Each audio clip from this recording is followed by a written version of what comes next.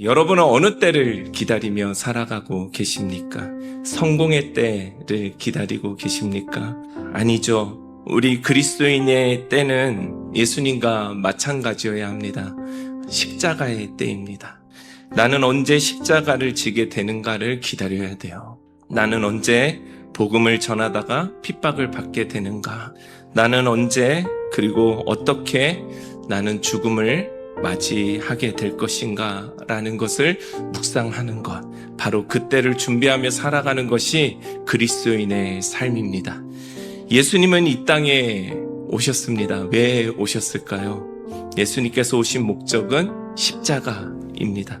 그렇기 때문에 예수님의 공생애의 전체의 삶이 흐트림이 없었던 것이죠. 또한 예수님은 구약을 보는 눈이 굉장히 남달랐던 분이십니다. 구약을 풀어내시는 모든 해석과 말씀들이 그동안 유대인들이 보고 묵상해왔던 그런 어떤 결과와는 완전히 달랐던 것이죠. 유대인이 예수님을 보고 크게 놀랐습니다. 왜 놀랐을까요? 크게 두 가지를 봅니다. 첫째는 자신들이 생각했던 것보다 예수님의 모습이 좀 달라 보이는 거예요. 한마디로 기대하지 않았는데 좀 깜짝 놀라게 됐던 것이죠. 그러니까 기대 밖이었다라는 거예요. 이들은 왜 기대 밖이었을까? 결국 선입견이 있었던 것이죠. 어떤 선입견이었을까? 저 사람에게 무슨 선한 일이 있을까? 그런 선입견입니다. 그리고 두 번째로는 일종의 경외감이 담겨져 있습니다. 자신들은 말씀에 대해 많이 안다고 생각했지만 예수님의 말씀을 듣고 그들이 크게 충격을 받는 거예요. 한 번도 들어보지 못했던 말씀을 듣게 됩니다. 정말 하나님은 저렇게 말씀하셨을까? 하나님의 말씀의 본질이 진짜 저거일까? 하는 그런 놀라움이 그들 안에서 일어나는 거예요. 그래서 지금 유대인들의 마음이 매우 복잡합니다. 말씀의 능력을 부인할 수도 없고 그렇다고 해서 예수님을 인정할 수도 없는 상황. 이것을 우리는 딜레마라고 이야기합니다. 사랑하는 여러분, 우리가 하나님의 말씀대로 살아가면요, 세상에서 이런 일이 여러분 가운데서도 분명히 일어납니다. 말씀이 우리 안에서 역사하면 사람들의 마음에 거룩한 두려움이 생기기 시작하고요, 한 번도 경험해보지 못한 감각을 느끼게 된다는 거예요. 저는 저와 여러분이 이 말씀의 능력이 회복되어서 세상 가운데 세상을 흔들 수 있는, 정말 말씀으로 흔들 수 있는 그런 그리스도인들이 되기를 소망합니다. 예수님의 말씀에 능력이 있는 이유가 무엇입니까? 예수님의 말씀에는 구약에 있는 그 말씀을 예수님께서는 통째로 이해하고 계셨고, 그 말씀을 해석할 수 있는 분이셨고, 그 말씀대로 살아가고 계시는 분이셨기 때문입니다. 무엇보다 그 말씀을 있는 그대로 전함에 있어서 전혀 부족함이 없는 분이셨기 때문에 그렇습니다. 말씀에 기준이 있으셨던 거예요. 자, 기준이 있으면 자신이 하나님의 말씀 위에 서 있는지 아닌지 구분할 수 있다라는 거예요. 예수님은 이처럼 말씀의 기준이 분명하셨기 때문에 자신의 말이 하나님으로부터 왔다라는 것을 알고 계셨어요. 그러나 우리의 말 속에 정말 하나님의 말씀의 기준이 우리 가운데 없다면 결국 내가 하고 싶은 말을 하는 거예요. 말씀의 기준이 없는 사람은 자신의 생각과 감정을 하나님께 속한 음성으로 착각하기가 쉽다라는 것이죠. 그래서 신앙의 핵심은 열심이 아니라 말씀에 있다라는 거예요. 기준에 있다라는 것이죠. 기준이 말씀에 있는 사람은 지금 내가 말하려는 것이 하나님께 속한 말인지 아니면 내 욕심과 감정에서 나오는 말씀인지를 스스로 점검할 수 있게 된다라는 것입니다. 그 기준이 세워지면은 자연스럽게 분별하게 되겠죠. 언제 내가 말을 해야 되는 것인지, 그리고 내가 이 말은 침묵해야 되는 것인지, 언제까지 기다려야 하는지, 그리고 내가 언제 전해야 하는지를 알게 됩니다. 말의 양이 갈수록 말씀의 기준이 되면은 줄어들게 되는 것 같아요. 점점 말의 무게가 생겨지게 되는 것 같아요. 하나님께 말이 많아지는 우리의 인생 되기를 축복합니다. 이것이 성숙함입니다. 말을 많이 하는 사람이 아니라 말을 하나님께 먼저 올려드리는 사람이 성숙한 사람입니다. 그래서 진짜 믿음은 말의 능력이 아니라 침묵 속에서 하나님을 기다리는 능력인 거예요.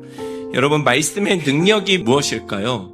하나님께서는 인간에게 언어의 능력을 이렇게 주셨죠. 그런데 성경을 보면은 사탄 역시 언어를 사용하죠. 그래서 오늘날 대부분의 사람들도 말로 상처를 받죠. 우리는 말로 상처를 받습니다. 그리고 그 말로 우리는 또 넘어지게 되죠. 그러나 또 반대로 우리가 또 세워질 때가 언제입니까? 말로 위로를 얻고 말로 다시 위로를 줄 때 일어서기도 한다라는 거예요. 그래서 말은 단순한 소리가 아니라 굉장히 영적인 능력이 있다라는 것이죠. 영적인 통로라는 거예요. 여러분, 그렇다면 타락은 무엇입니까? 타락은 수많은 거짓말과 생각에 걸려 넘어지는 거예요. 그럼 또 반대로 구원은 무엇일까? 여러 말들에 걸려 넘어졌던 사람이 다시 하나님의 말씀을 붙들어서 또 일어서게 되는 것이죠. 또 내가 살아가야 될 이유와 목적을 또 하나님 말씀 속에서 알게 되는 것이겠죠. 넘어지게 했던 것은 말이지만 다시 일어나게 하는 것은 말씀이라는 것이죠. 자기 생각, 자기 감정, 자기 욕심에서 나오는 말은 결국 자신을 드러내는 말이라는 것이죠. 그러나 보내신 이의 영광을 구하는 사람은 하나님께 속한 말씀을 붙드는 사람이라는 거예요. 우리는 스스로 말하는 사람이 되어서는 안 됩니다. 우리는 하나님께 받은 말씀을 전하는 자가 되어야 된다는 것이죠. 여러분, 우리는 언제 하나님의 말씀을 묵상합니까? 우리는 언제 하나님을 기억하며 살아가고 있습니까? 매일의 삶 속에서 하나님의 살아계심을 느껴야 하지 않겠습니까? 결국은 그거예요. 하나님과 사랑으로 맺어지는 관계. 하나님 왜 우리와 관계 맺기를 원하십니까? 사랑하니까. 그 사랑의 관계가 유지되어야 말씀의 회복이 일어나니까. 그 말씀의 회복이 건강하게 일어나야 바른 해석과 바른 기준을 통해 다시 일어서고 세워지기 때문. 물론 지성도 굉장히 중요합니다. 그러나 지성은 비판적이죠. 왜 하나님께서 선과 악을 아는 열매를 먹지 말고 생명나무의 열매를 먹으라고 하셨겠습니까? 생명은 사랑이고 사랑은 생명을 낳습니다. 아멘. 네, 우리 교회 간판에 이렇게 들어보면요, 사람을 대하고 사람을 품고 사람을 세우는 생명 공동체가 되어야 된다고 적혀 있어요. 사람은 어떻게 대합니까? 생명으로 대하는 거예요. 생명으로. 사랑으로 대하는 거예요. 사랑으로. 대한다라는 표현은 약할 수 있어요. 환대하는 거예요. 천국의 잔치를 베풀어 주는 거예요. 사랑으로. 그 환대받은 사람은 품어요. 또 그 사람을 품어요. 그렇게 사람은 세워지고 그 사람을 기르는 공동체가 바로 생명 공동체, 사랑의 공동체라는 것이죠. 세상이 보기에는 야, 어떻게 저래? 어리석은 길인 거예요. 바보 같은 길인 거예요. 그러나 그 길을 누가 가셨어요? 네, 예수님이 가셨어요. 그 길을 가시면서 방식이 아니라, 방법이 아니라 진짜 삶으로 사랑이 무엇인지를 알려주셨어요. 우리도 그 길을 따라가면서 사랑하면 되는 거예요. 그래서 사랑에는 희생이 따라요. 사랑에는 아픔이 따라요. 그러나 여러분 믿으십시오. 우리의 상처, 우리의 아픔은 그리스도께서 치유해 주심을 여러분 믿으시기 바랍니다. 그리스도의 사랑이 생명으로 우리를 다시 살리십니다. 그리스도의 사랑이 그렇게 사람을 세워 가시는 거예요. 예수님께서 이 땅에 오셔서 진정한 변화는 공간과 사랑에 있다는 것을 다시 한번 확인해 주셨어요. 여러분, 우리가 살아가는 이 땅에도 얼마나 많은 형태의 제자훈련이 있습니까? 그리고 정말 그 제자훈련을 받는다고 해서 정말 예수처럼 살아가는 사람이 있습니까? 정말 많은 크리스찬들이 성경을 읽습니다. 매일 큐티도 합니다. 그러나 정말 예수로 살아가는 사람이 있습니까? 제자 훈련을 받는다고 예수의 제자가 되는 건 아니에요. 성경을 매일 묵상한다고 해서 예수로 살아가지는 것도 아니에요. 여러분, 진짜 신앙심이 무엇입니까? 진짜 신앙심 무엇입니까? 사랑이에요. 사랑. 생명입니다. 생명. 이보다 더 중요한 거 있다 없다? 없다. 없다. 진심으로 사랑하는 우리 심플교회 성도 여러분, 우리 정말 열심히 사랑합시다. 저는 이런 교회가 되었으면 좋겠어요. 정말 사랑하는 교회. 이 사랑이란 말을 교회에서 너무 많이 쓰니까 이 사랑이 좀 가볍게 여겨지는데, 진짜 사랑했으면 좋겠어요. 정말 우리 말은 하지 말고 조용히 양옆과 뒤를 이렇게 보세요. 그들을 위해서 내가 정말 희생할 수 있을까? 내가 먼저 순종할 수 있을까? 내가 먼저 섬길 수 있을까?